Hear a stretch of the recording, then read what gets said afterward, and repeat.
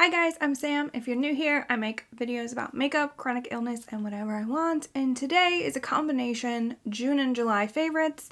Wasn't feeling well enough in June to film the video then, so I'm just going to combine the 2 months. And so let's not waste any time and just dive right in.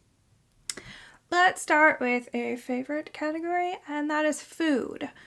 The first food item I have is from Kroger. It is the Simple Truth Oat Milk peanut butter chip ice cream. This is a peanut butter ice cream with almost like a semi-sweet chocolate, like, not chocolate chips, they're like little slivers, and the really sweet savory of the peanut butter with the bitterness of the dark or semi-sweet chocolate is just chef's kiss. I highly recommend it. Next, we have the Trader Joe's roasted corn. I truly have no idea what took me so long to try this. I'm already sweating. I truly don't know what took me so long to try this because people rave about it all of the time, but I decided to just buy it. And if you liked corn grilled on a grill, gas, charcoal, whatever, this is it. It tastes exactly like grilled corn, which I am obsessed with. And because of my lovely chronic illnesses, I don't get to grill too often. It's kind of a big, elaborate deal. And so it's too much energy for me some days, but I love the taste of it. So this is just really easy to heat up on the stove, and I get that summer taste without having to put in all the effort. I love it in a salad. The next thing is Starfish gluten-free fish sticks. I'm a fish stick girl. I have always loved fish sticks. I love seafood in general. So I was sad when I had to go gluten-free, but these are fantastic. Now I will say, much like all gluten-free stuff, very expensive. You only get like 6 or 7 in a box, which is highway robbery, I swear. But they taste fantastic, and if you have to be gluten-free, they are a really, really nice replacement. I also like just Starfish in general, like their other fish products as well, like their beer batter fish and panko fish and stuff. It's very good. This next one is like a salad I created. I just had some leftover stuff in the fridge, and so I just threw a salad together. It's romaine lettuce, roasted corn, either the Trader Joe's or like actual corn you grilled, black beans, sprinkle of cheese, Italian dressing, and some avocado. You just mix it all up and it is so good. I have eaten it so many times I can't even count. It was a great way to use up the leftovers, but now I just purposely make the stuff to put in the salad. I highly recommend it. You could try it with other dressings, I'm sure. Italian is just my favorite. The last food item is just peanut butter M&Ms. I mean, that kind of is self-explanatory, but I almost rediscovered them, and now I am just hooked on them again. The next category we have is TV and movies, and the first TV show is Trixie Motel, and this is on Discovery Plus. This is the drag queen Trixie Mattel and her partner buy and renovate a motel, and if you like those kinds of things and you like Trixie Mattel, it's a really fun watch. Next is American Crime Story. Yeah, American Crime Story, the assassination of Gianni Versace.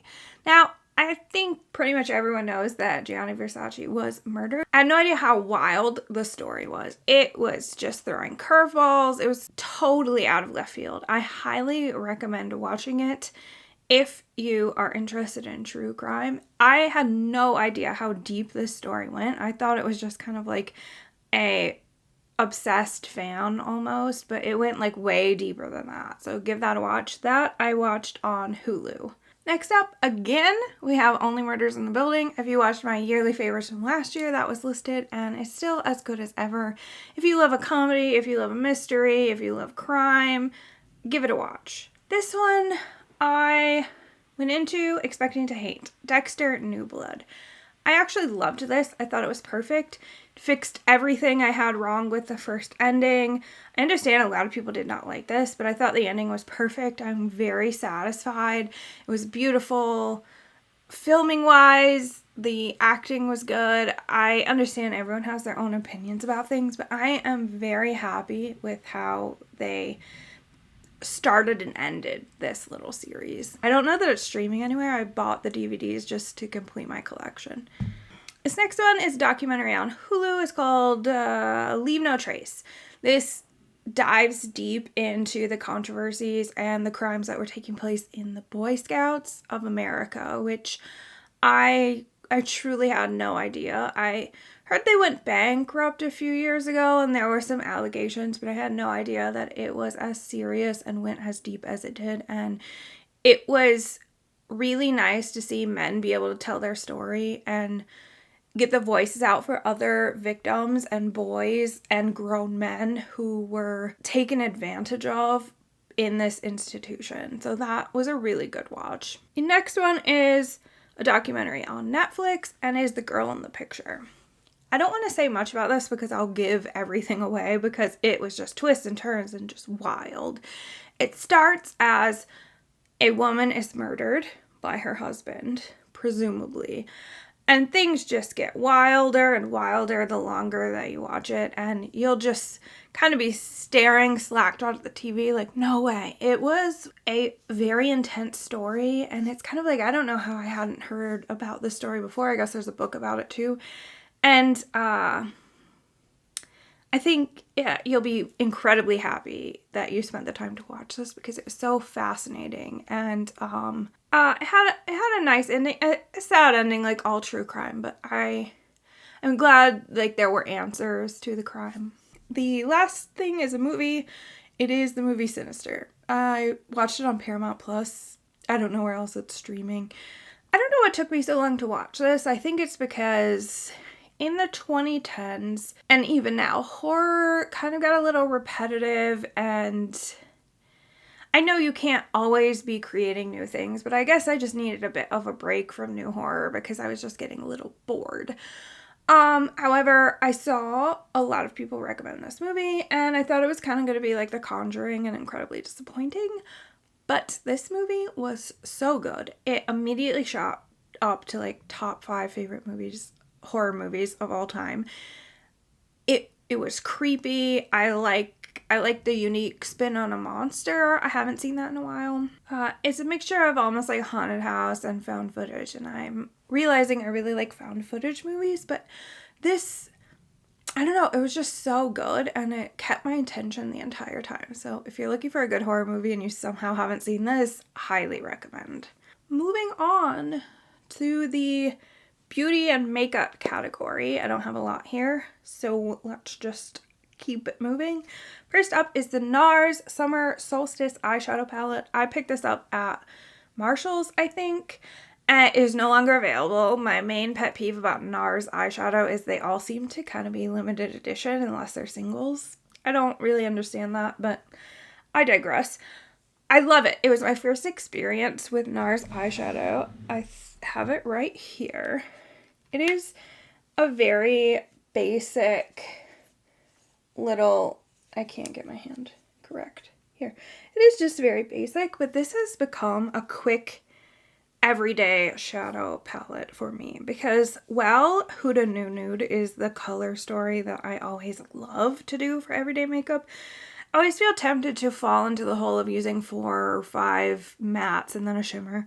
There's only 2 mattes in here, so I don't have a choice but to keep it simple, and that makes it very quick when I'm just trying to throw something on and be done with it. It definitely makes me want to try more NARS eyeshadow. Wow, just total brain fart. Speaking of NARS, I would like to add an honorable mention. I've been obsessed with their blushes lately, and I really wanted an orange blush. So I got this in Taj Mahal. It's what I'm wearing today. And holy smokes, is this beautiful. Look at that. It is a perfect orange blush, and I have nothing to wipe my hands on. I highly recommend that, but I also just love their blushes in general. For me, Orgasm specifically is a miss. It doesn't work on my skin tone, but I do like Deep Throat as a replacement because it's a little, I forgot to silence my phone. It's a little bit deeper, and so it works. I might as well just show you that while I'm working here. I did declutter Orgasm, but this is Deep Throat. It's very similar to Orgasm. It just works better with my olive undertones. Next up, I have Lush Body Conditioner. One of the times I went in recently, they just gave me like a handful of samples they had already made up, which I very much appreciated. And in it was whatever the mint version of the body conditioner is. The mint was incredibly strong, so if that's your thing, great.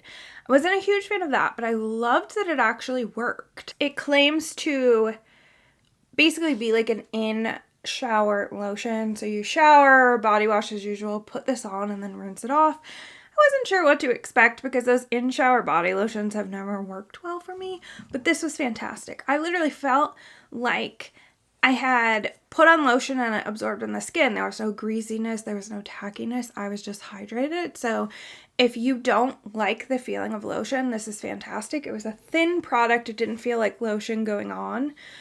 But for me, when I ended up purchasing it in the Rose Argan was, I get very dry skin in the winter. I also tend to flare a lot in the winter. So if I can still moisturize my body without the extra step of lotion, that would be incredibly helpful for me. So I did pick that up, and it will go in my little chronic illness arsenal.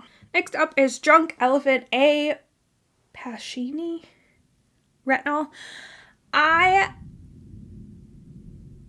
That's some thunder.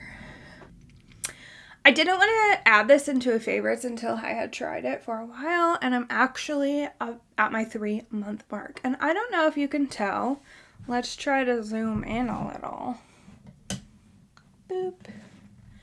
Like, I still have my acne and stuff, but I don't know if you can tell just like the quality of my skin. Woo, wrong way.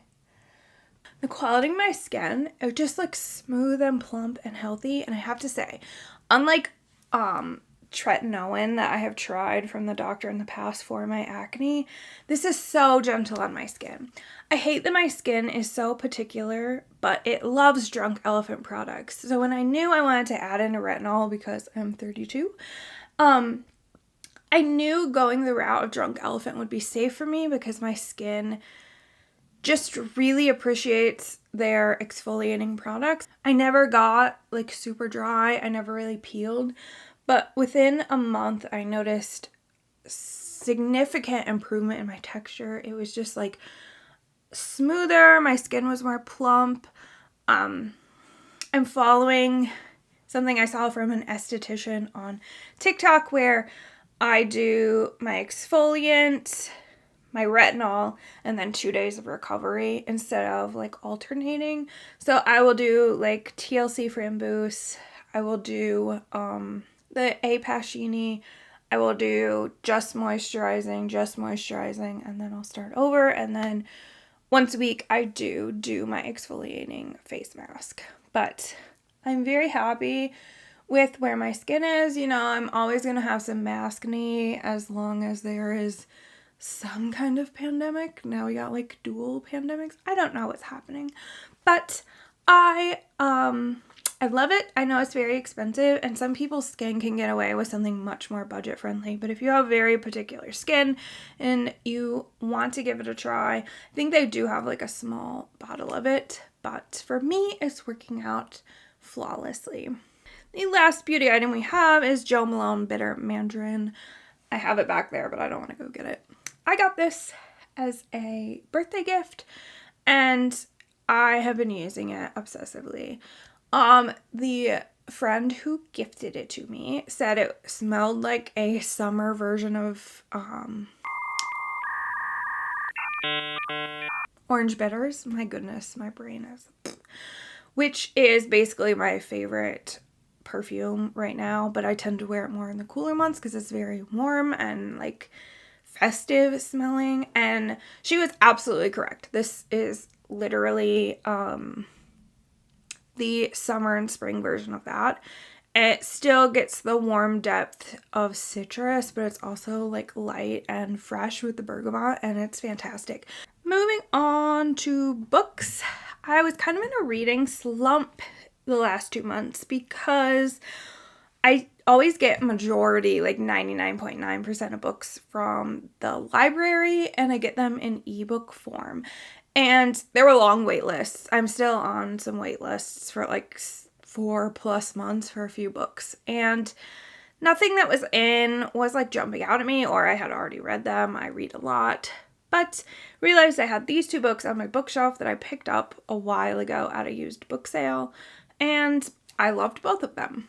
Both books are by the author Gillian Flynn. The first, you might be familiar with her. The first one is Sharp Objects. I will read the synopsis real quick.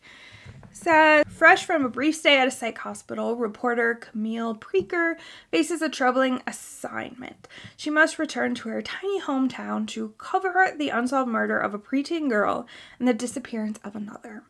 For years, Camille has hardly spoken to her neurotic, hypochondriac mother or to the half-sister she barely knows. Now installed in her old bedroom in her family's Victorian mansion, Camille finds herself identifying with the young victims a bit too strongly. Dogged by her own demons, she must unravel the psychological puzzle of her own past if she wants to get the story and survive this homecoming.